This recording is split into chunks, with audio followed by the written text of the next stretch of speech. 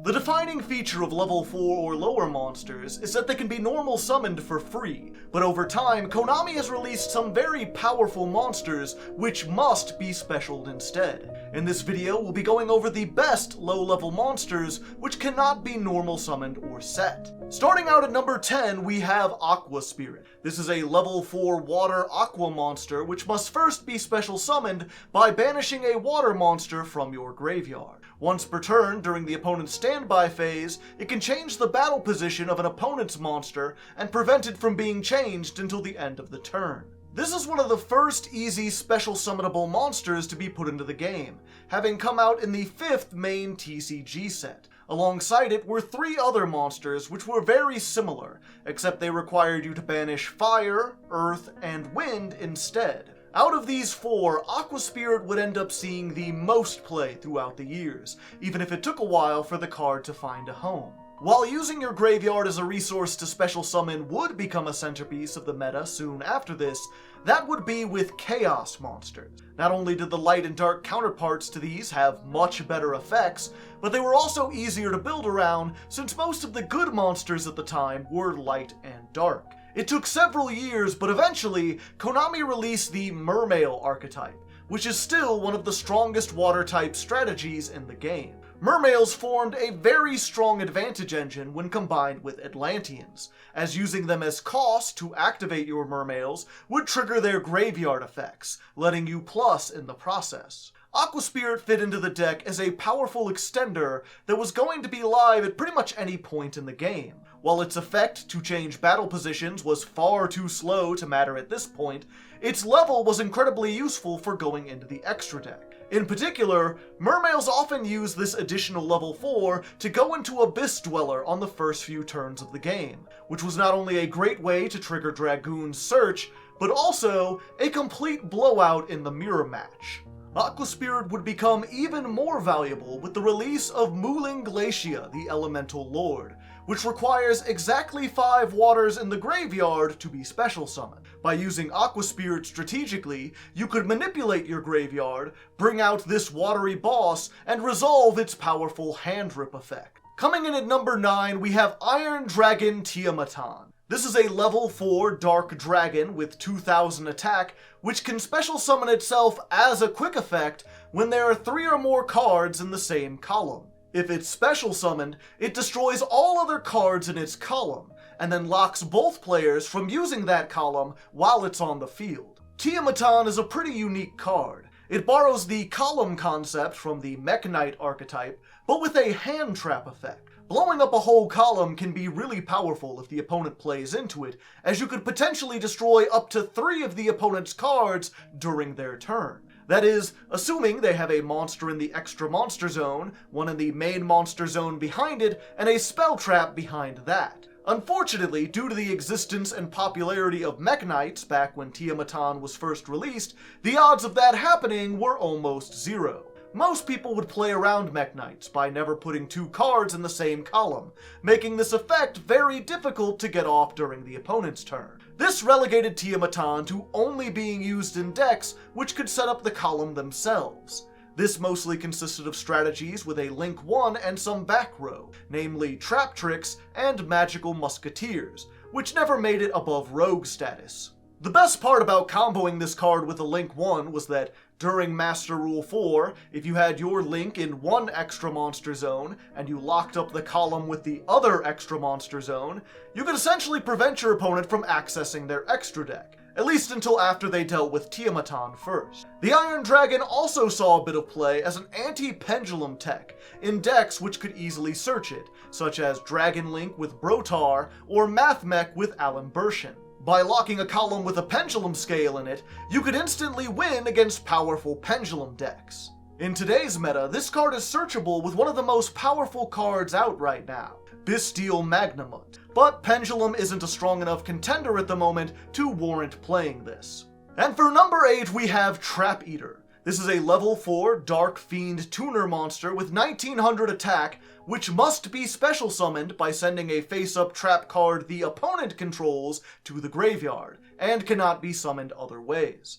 Trap Eater was kind of ahead of its time, as it's essentially an effectless monster which is only ever used because of its summoning condition. Simply putting it onto the field is a form of removal that can't be responded to, similar to how kaijus work, except for back row. However, unlike a kaiju, Trap Eater summons to your field, making it into a +1 instead of a minus. The only limiting factor of this card is how narrow its scope is, only being able to take out continuous trap cards and nothing else. The first instance of this card seeing play was in Lightsworn decks, as a way to deal with Light Imprisoning Mirror. With Mystical Space Typhoon being limited at the time, this wasn't the worst option you could use.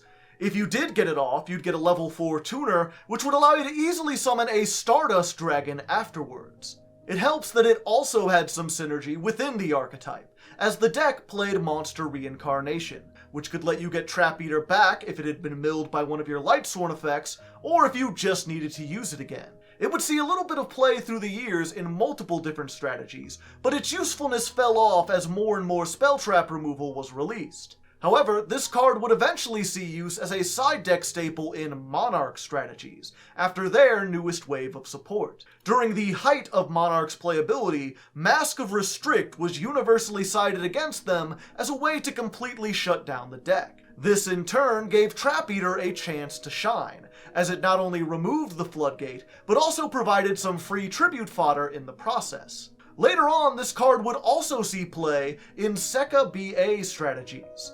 Sekka's Light prevented the deck from playing any spell traps, making Trap Eater one of the few means of outing floodgates that wouldn't conflict with their main power play. And now at number 7 we have Photon Thrasher. This is a level 4 light warrior with 2100 attack, which must first be special summoned from your hand while you control no monsters. Also, it cannot attack if you control another monster. Photon Thrasher makes this list for being one of the best generic level 4 extenders in the game, with a really easy summoning condition and a great stat line to boost. This card was played in all kinds of rank 4 strategies throughout the years, with its first notable showing being in Hero Beat.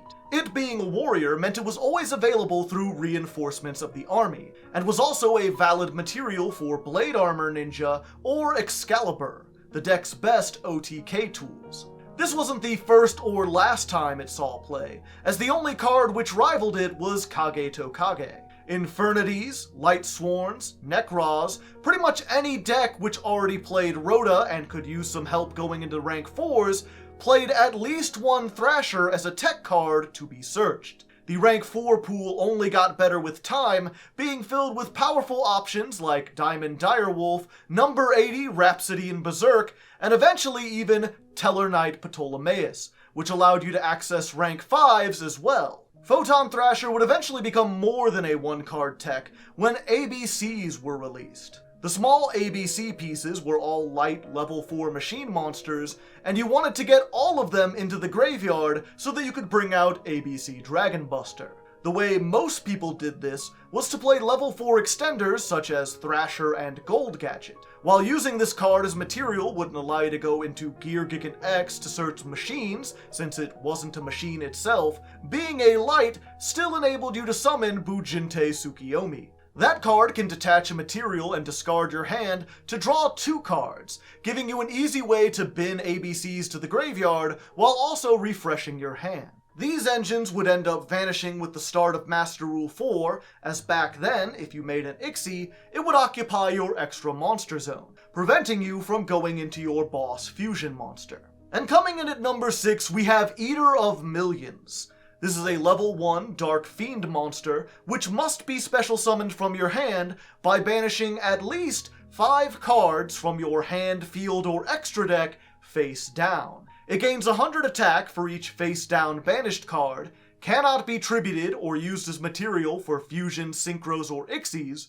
and once per turn, when it battles an opponent's monster, it can banish that monster face down at the start of the damage step. Despite being a common when it was released, Eater of Millions came with some of the strongest forms of removal in the entire game, a non-targeting face-down banish, something that Konami wouldn't revisit until much later with the Kashtira archetype. Despite its power, it wasn't considered overpowered due to its summoning condition, which required you to get rid of a fifth of your extra deck if you didn't want to minus when summoning it. This limited Eater to a few decks which could afford the costs. Of course, there's also the fact that it's a removal effect which only happens in the battle phase, giving the opponent countless ways to deal with it before it can actually resolve. Still, the card did end up seeing a lot of play through the years, as a way to give certain decks some extra muscle to deal with threats on the field. The first strategy to use this effectively was Trickstar. As the deck had so few ways to deal with monsters on the field, it often had to play honest. However, when Trickstar Korribane came out, it filled the role of both Honest and Eater, pushing both cards out of deck lists at the same time. Not long after that, this card began to see play in Gren Maju decks. Gren Maju Daiza gains 400 attack and defense for each banished card, giving it perfect synergy with Eater. Since Eater of Millions can banish 5 or more cards to come down, you can easily get rid of your entire extra deck to have a 6,000 attack Gren Maju on the first turn. When combined with other banished cards, such as Pot of Desires and Gizmek Orochi, you could OTK through boards full of negates by just normal summoning a 10,000 attack beater and going for game. Ever since then, Eater of Millions has become synonymous with Gren Maju, and it's unlikely it'll ever fit as well in another deck. And for number 5, we have Kurikara Divincarnate. This is a level 1 Fire Fairy with 1500 attack and defense, which must be special summoned by tributing all monsters on the opponent's field that have activated their effects this turn. It gains 1500 for each monster tributed for this card's summon, and during the end phase, it lets you target and special summon a monster from the opponent's graveyard. Kurikara is one of the newest cards on this list, and the one which has the most potential for the future. This card essentially fills the same role as other tribute removal cards like Sphere Mode, since it can deal with problematic threats while being very hard to answer. However, unlike say Lava Golem, which gives your opponent a huge body for their troubles, Kurikara does so by giving you a hugely statted monster instead, which can also bring back one of the opponent's threats from the graveyard. The real issue with this card, which has resulted in it seeing far less play than its older counterparts, is that it needs the opponent's monsters to have activated their effects already. The main reason why you play this kind of removal in the first place is to bypass negate boards without having to deal with their interruption. While something like Baronne de Fleur is still a huge body on the field even after it's used its negate, you're mostly worried about that negate and not the 3000 attack. Even if Kurikara does have the potential to turn their negates against them, you're still going to need to play into those negates, which kind of defeats the entire point. People have experimented a bit with this, but it was overshadowed by the other new removal option from that set, Ultimate Slayer, since it matches up better against Sprite and Tearlament decks. That being said, Kurikara is shaping up to be a staple in the upcoming format. Kashtira is a deck that really wants to end on both Shangri-La and Arise Heart, two monsters which will trigger their effects during the standby phase, allowing you to deal with the entire board using just one card. At least that's the theory. Only time will tell if it'll be as impactful as people expect it to be.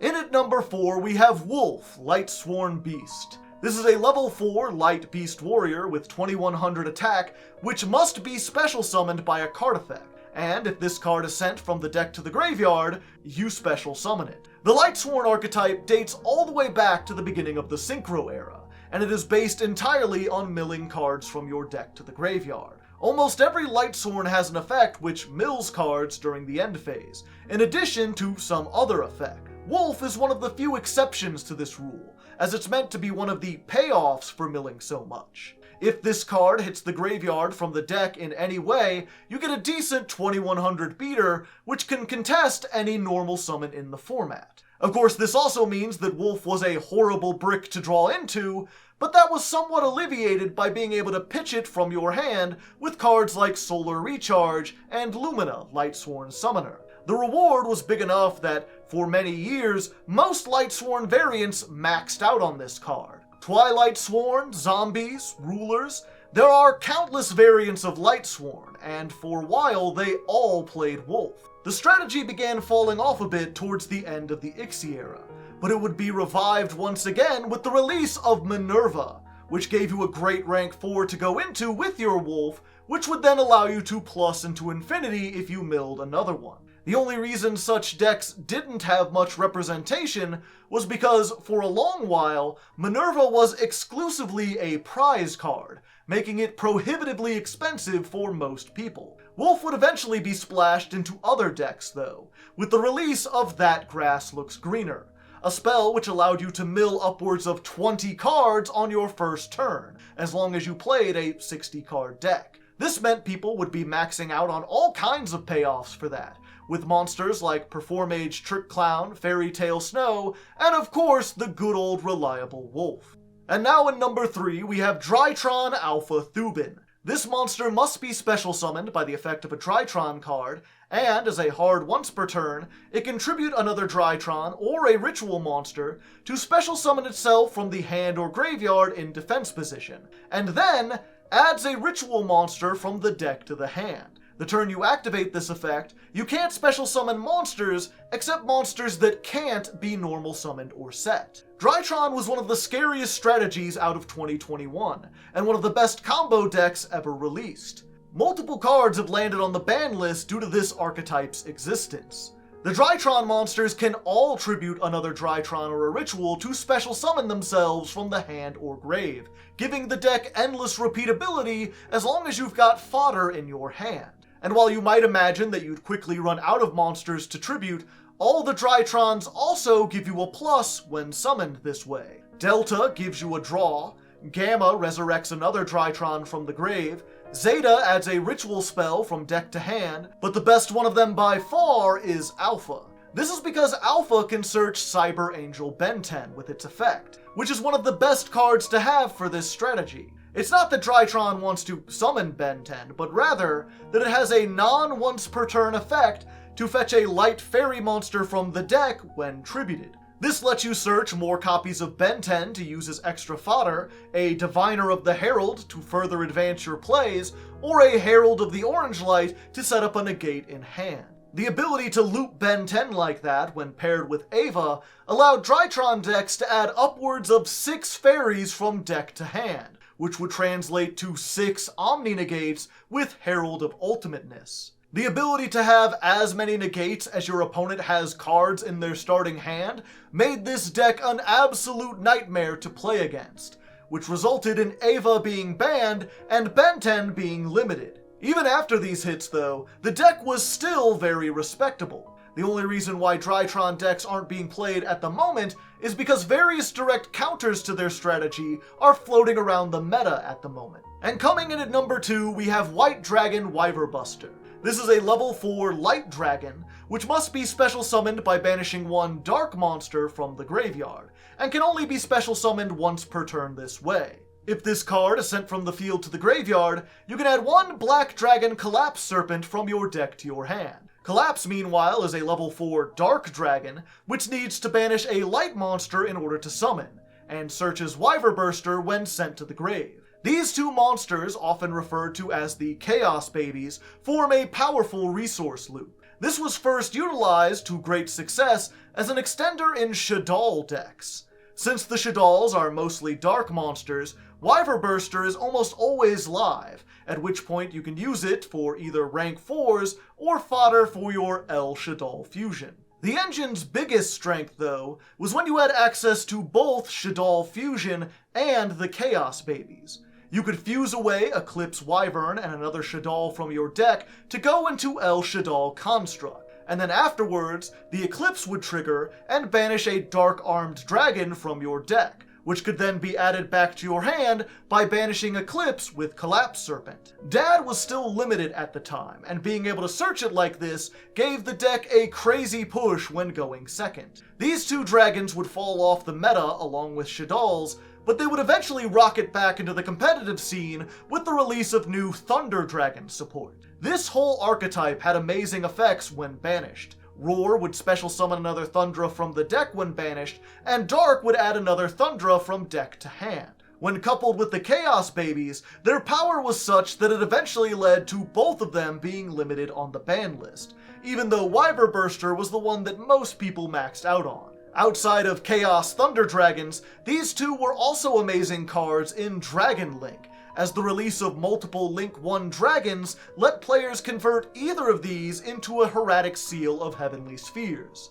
Since then, these two have only gotten stronger, with the release of Chaos Space giving you a great way to search them. Dragon Link has drifted in and out of meta viability the last few years, and every time it pops up, these two are sure to be around. And finally, at number 1, we have PSY-Framegear Gamma. This is a level 2 light psychic tuner monster, which must be special summoned by a card effect. Its effect is, when the opponent activates a monster effect, while you control no monsters, you can special summon both this card and a PSY-Frame driver from the deck, then negate the opponent's monster effect and destroy that monster. During the end phase, though, both monsters summoned by this effect are banished. Gamma is by far the strongest monster of the PSY-Frame archetype, which is made up entirely of these reactive monsters which trigger when the opponent does things.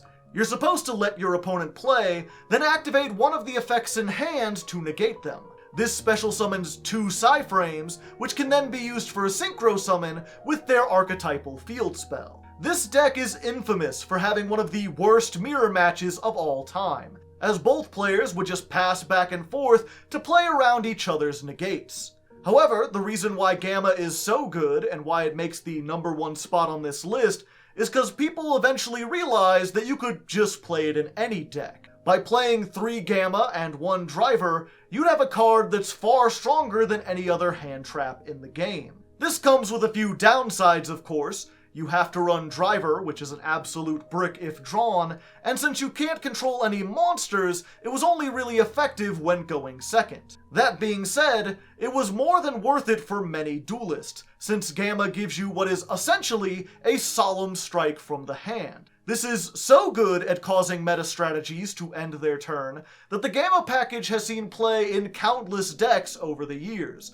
far too many to list here. Its power is such that it has even been put on the ban list in both Master Duel and the OCG. Most recently, this card was seeing a lot of play versus Sprite, which would be severely hurt if you slam down a Gamma on their normal summon or on Gigantic Sprite. All in all, Gamma is one of the best hand traps of all time, and will almost assuredly keep seeing play in the TCG so long as it's kept at 3, guaranteeing its first spot in this list. Alright, and that's the list. If you happen to know any other cards we missed, or any ideas for future videos like this one, please let us know down in the comments.